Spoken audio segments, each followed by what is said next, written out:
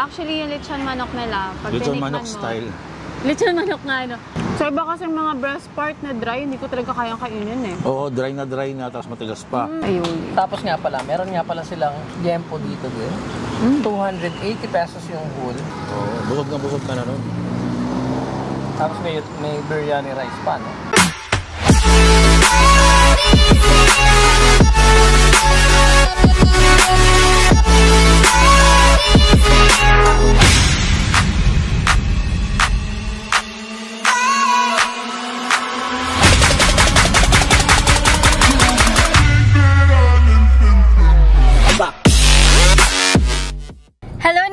So for today's food trip, ayan, papunta ngayon tayo sa may Quezon Avenue. Dahil dun sa Quezon Avenue, guys, meron tayong bagong na-discover na meron daw masarap na chicken biryani. Eto si Barney lang yung nagsabi sa amin, si Kalye Food Vlogs. So shoutout sa'yo, Kalye Food Vlogs. And mamaya makakasama din natin siya para sa mukbang natin. Kaya naman tara, kain na tayo!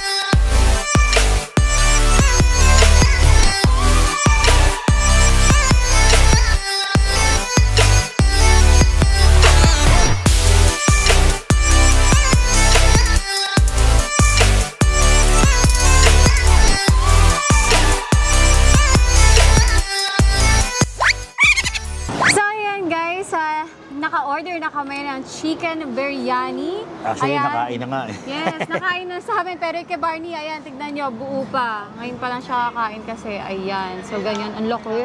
Ba't sa'yo ang laki? Sa amin, sakto lang. Anyways, kasama ko nga pala si Manuel Olazo. Hello. And si Barney ng Kalye Food Vlog. Sa mga hindi pa nakakapag-subscribe sa channel nila. Ayan, subscribe na kayo. Puro food trip din tong dalawang to. So, si Barney actually yung naka-discover nito eh. Yeah, oo nga, siya yung una nag-vlog dito sa, saan ulit to? Lex Roasted Chicken. Lex Roasted Chicken, located sa? Quezon Avenue lang sa may Clowns. Sa may Clowns.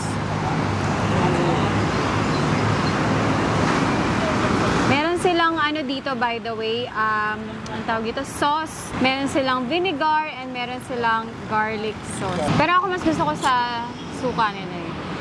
Mas gusto mo yung Pinoy style? Oo. Actually, yung lechon manok nila, pag lechon tinikman manok mo, style. Lechon manok nga, no? Lechon manok talaga. Yung rice lang yung biryani. Sarap yung ano nila, yung timpla ng manok nila. Hindi siya ano, hindi siya dry, hindi siya sobrang dry, hindi rin siya super tender. Sakto lang. Sakto lang. Malambot, pero malambot naman. Pero malambot, kaya mo kainin. So iba kasi mga breast part na dry, hindi ko talaga kayang kainin eh. Oo, dry na, tapos matigas pa. Ito hindi, kaya mo kainin. Pero sabi nila, pag ganun daw, galing daw sa frozen yun. Yung ano? Pinadali na. Kaya nagiging ganun yung Ayun, yung Super dry. dry. Kumbaga, frozen, tapos niluto, diretso. Dapat kasi inaano mo. Tinuto. Oo. Siguro mga 1 hour. Nakwento rin sa atin ni Mang A yun eh. Oo. Punta ka nun din minsan. Sarap. Masarap din yung ano nila, garlic mayo sauce nila. 500 grams lang, by the way, yung chicken nila dito. Yung isang buo ng chicken. Tapos 300 pesos pag isang buo. Pag half naman, pag ikaw lang naman mag-isang kakain. Pag half is 150 pesos. Tapos free na yung rice nila. Free yung biryani rice dito. Walang additional. Yan, Mahal ang biryani rice, ha? ito breast part to. Try natin sa ayun. Tapos nga pala, meron nga pala silang Jempo dito din. 280 pesos yung whole. Tapos yung half, 140. Yung whole may kasama na rin dalawang rice. Tapos yung half is 140 may kasama isang rice. Tapos ganun din together with garlic mayo and vinegar din siya. May kasama din. Sayang lang, wala kaming naabutan ng lempon. Sold out na. Pero may niluto sila kasi mamaya pa eh. O nga, yung breast part nila, no, hindi naman super dry, kaya okay. Malambot pa rin. Paano mo na-discover to, Barney?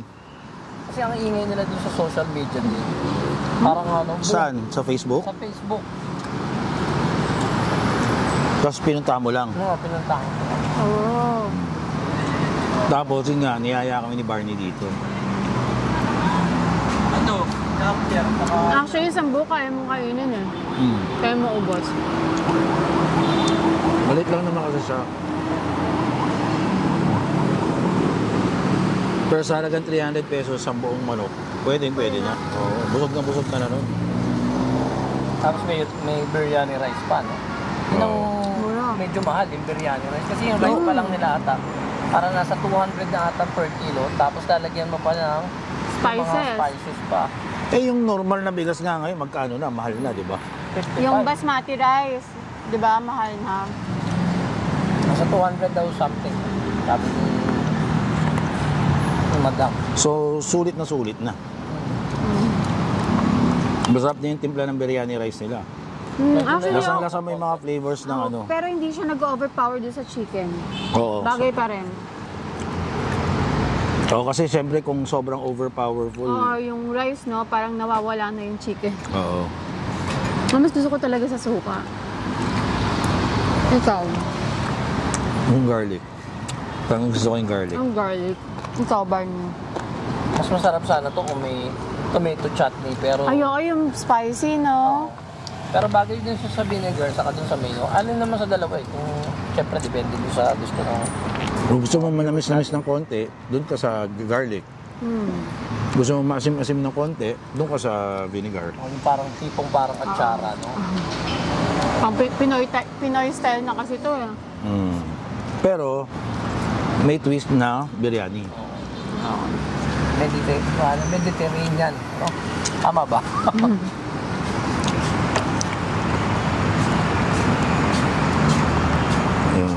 Panalo. So, ang maganda kasi dito, hindi mo na kailangan pumili ng ganong kahaba.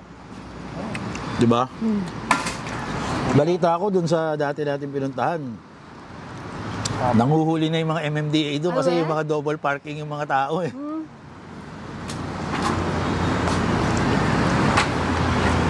Kasi walang parking dun eh. Dito daming parking. Try nyo na habang hindi pa siya ganun kalakas, no? Yes. Siguro kaya mas gusto ko sa suka, may anghang kasi siya. Pero yung biryani rice na may konting anghang din eh. Nagsistay. Diba? Pero hindi sobra. Pero aftertaste niya, no?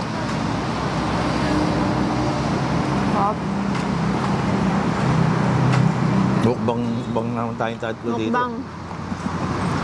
Sama natin si Mukbang Queen. Na-try mo na ba mag-mukbang? Before? Hindi yung mga content ko dyan. Talaga? Sa YouTube? Ba't di mo tinuloy? Sa TikTok. Eh, kasi marami nang naglabasan eh. Tapos yung mga naglabasan, mas, ano ba yung tawag doon? Mas matindi.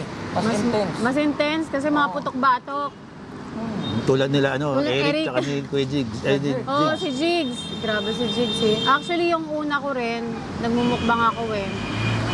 Normal pa yung mga kinakain ko noon. Yung mga nagsilabasan na sila Jigs, si Eric, doon nauso yung mga putok-batok na mukbang. Grabe yun, hindi ko kaya. Kailangan ko sabayan. Siguro mga saglit ko lang nasabayan, sabi ko hindi ko kaya. Lalo na ngayon, yung nagka-trendy, si Pang Immortal, di ba? Mas ano yun, ni-level up niya pa yung ano. Sino? No? Yung nagka-trending niya sa Facebook na sa... Pang Immortal ang pangalan niya? Yung basta yung sinasabi niya, yung intro niya, Pang Immortal. Mas ano, hinigatan niya pa sila Kuya Jigs. Talaga? Sabi, hindi ko na kaya mag-galing, putok-batok. Pobitan, saka Pobitan, saka Red Bull, saka Sting, saka Hindi ko kaya. Tapos lechon, isang buo. Hindi ko kita, Barney. Nagtatago ka nakita eh. yung napaka-gwapo mong muka. Kaya ako napasok. At yung kulay purple mong buhok. Bakit nga pala Barney ang tinatawag sa'yo? Bali yung nagtag nun kasi nun, si Jom. Tito Joms. Tito Joms. Kasi nga, di ba si Barney kulay purple? Buti nga hindi yung sa McDonald's yung ang tinawag. Grimace. Si Bill Mays. Buti hindi yun na naitawag niya sa akin yung Barney. Pero kaya kalye, kasi nga more on street food kami dati ni Tito John yung mga pares. Actually, si Cali Food Vlogs, guys, ito lang yung, di ko pa sa kilala nun. Lahat na lang napuntahan ko, palagi may sticker niya. Talaga? So, yung nauuna, palagi. Pares kayo niya ni Tikim. Lahat na lang ng Cali Food Vlogs, palagi. Sino ba tong Cali? Hindi ko man siya kilala. Kasi dati hindi naman lumalabas sa, Ay, sa sa akin video lumalabas eh. siya sa Hindi, sa Facebook. I mean si Barney hindi ka naman nagpapakita eh dati. Yung mga video mo dati panay yung mga pagkain lang eh. Oo. 'Di ba? Kaya hindi ko alala kung sino siya. Tapos kay Tito Joms na lang kita nakilala. Ito pala yung kalye. More on YouTube kami dati. Kasi di ba wala pa namang, YouTube. hindi pa monetize yun. Wala pa namang, Facebook dati yun. hindi pa naman sweldo yung Facebook dati. Hanggang ngayon naman, yung Facebook ko, wala pa rin namang sweldo, nakakainis. Tapos hindi pa niya na-recommend. So, ang tagal mo na pala din nagbablog, no? Food vlog talaga ako dati sa YouTube. Kaya lang nga, yun nga. From, kagaya ni Kuya Manuel. Makakuya ka naman para Kuya. mas matanda po Kuya siya sa akin, pala. FYI ha. Mas matanda siya sa akin ha. Huwag kang makakuya buwan dyan. lang naman. Buwan lang sa buwan lang. So, bagay ako, nag-start ako sa Facebook, wala pa ding, monetization. Wala pa talaga. Tapos nagulat ako, bigla nagkaroon. Pagka late bloomer kami nila Tikim. Saka na kami na gano'n na nag-Facebook Nagkita kayo dun sa di ba? sa Wallace Cake. Wallace Stick Pares, yung nakabalot na pares. Yung mga naka-plastic. Wala na. Kanin na lang. Tumba. Ang sarap. Ano pala sekreto mo? Ma'am Ako, na yun? ang dami. Hindi ka tumataba. Yan ang lahat ng tanong ng tao. Ang dami ng tanong na ganyan. Kaya nga. At least alam na nila. Yung sasagot. Hindi po. Exercise lang. Nag-exercise kapag na-feel ko nang tumataba ako. Pero ang feeling ko effective talaga is green tea. Every day, every morning. Kasi pag tumatanda tayo, bumabagal yung metabolism natin. Di ba? Pag tumatanda ka, compare mo naman nung high school ka, nakakailang cups of rice ka. Di ba? Pero hindi ka tumataba, payat ka pa rin. Pero pag tumanda ka kasi... Nakapag 10 cups ka pa ng rice Di na ba? magkinasal. Totoo. Pero pag tumanda ka kasi, bumabagal yung metabolism natin. And yung green tea, nakaka-help kasi siya para bumilis naman yung metabolism niya. So, every morning, yun ang ginagawa ko, green tea. So far, feeling ko effective naman sa akin. Kasi kahit anong kain ko, parang feeling ko agad eh. Obvious naman na effective, di ba? Kasi nga parang kahit pero- mukbang, di ba? Pero kasi, yeah. Parang hindi, dapat mukbang tumangka. Pero syempre, Kaya hindi ibang- naman ako... Yung mga Mukbang queen na to. ang mga nagbablog ngayon, nakikita mo, di ba? Jumudis yung mga biscuit. Kasi pag malakas kang kumain, dapat talagang i-maintain mo pa rin yung timbang mo. Kung ayaw mo tumaba. And ako, full-time food vlogger na talaga ako. Mukbang, food trip, kahit basta may pagkain. So, mini-maintain ko na lang talaga yung body ko. So, yun pala ang secret. Oo. Hindi pag ganun, exercise. Kasi kaya mo naman pumayat na wala talagang exercise. Basta wag kang kakain. Bitin ako sa kanin, pengi ah. Sige. Basta huwag kang kakain, papayat ka, 'di ba? Pero syempre sa sa trabaho namin, walang gano'n. Hindi pwedeng hindi kami kakain, kaya kumakain pa rin kami. Kaya yun, kailangan mo mag-exercise kung gusto mo kumain ka pa rin ng kumain. Anyways, guys, ayan. At tapos na kasi Ubus na. ako kumain, ayun, Ubus na ubus na rin. Tinan mo naman yan.